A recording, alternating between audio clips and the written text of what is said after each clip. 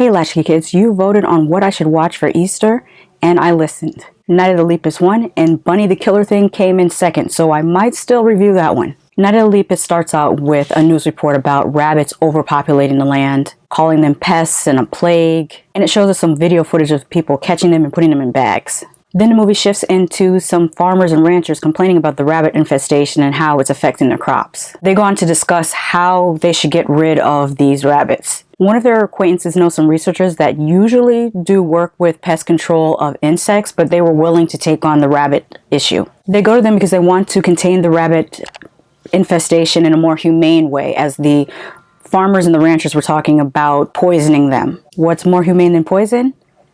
Well, according to this movie, hormone injections and possible genetic manipulation. Because this is a horror movie, you just know things are not going to go well. Spurred on by awesome 70s parenting, a child is left alone in a lab while the parents are doing sensitive experiments and some things go awry. The action in this is just alright. It's not the best that the 70s has to offer, but it's not the worst either. The execution of the scare and gore scenes were alright. I didn't find any of it scary, but that's subjective. Everyone is scared by different things. There were some points where it just looked like they rubbed some ketchup on some bunnies. I was looking at this one particular actor like, where do I know you from? Your face looks so familiar. The mustache threw me off so much that I couldn't place him until almost the end of the movie. Damn it, Jim, I'm a doctor, not a rabbit wrangler. This is definitely a classic nature gone wrong type of movie, way before the Sci-Fi channel did the government experiments on animals gone wrong movies, and it is certainly a classic. I would put this right there with Alligator, Piranha, one of my favorites.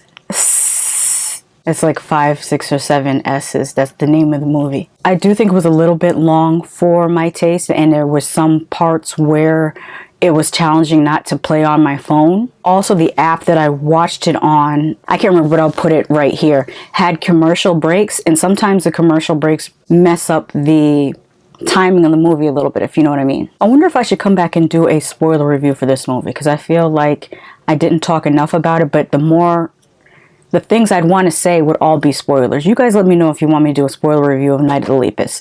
I might do that and pair it with Food of the Gods. Is it Food of the Gods or Food for the Gods? I think it's Food of the Gods. I might pair those two together and do a spoiler review because there's a lot more I want to say about this.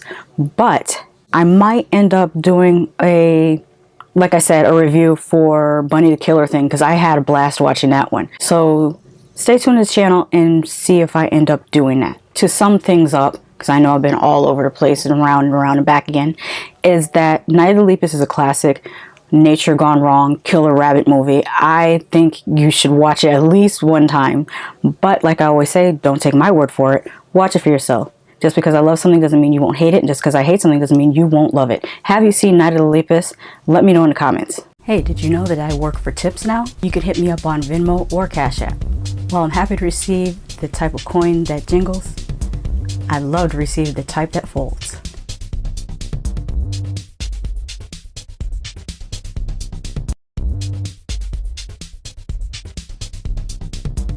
Somebody show these people where the subscribe button is. They don't know what they're doing.